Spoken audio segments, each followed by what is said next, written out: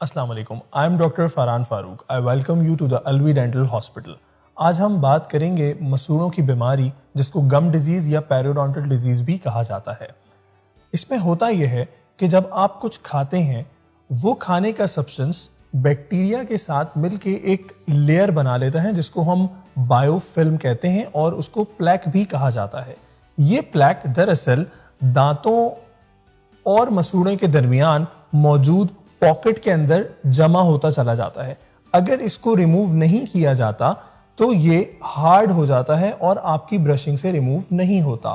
Then it needs professional scaling. Now calculus deposit increase ہوتا چلا جاتا ہے اور باڈی کا انفلیمیٹری یعنی سوزش کا رسپانس سامنے آتا ہے جس کی وجہ سے پیشنٹ کو پین اور بلیڈنگ کی شکایت ہوتی ہے. الٹیمیٹلی بون ڈیزالو ہوتی ہے and it cause tooth losing. So it is recommended to brush your teeth twice a day, floss it once a day, and keep visiting your dentist every 6 months in order to achieve a perfect smile.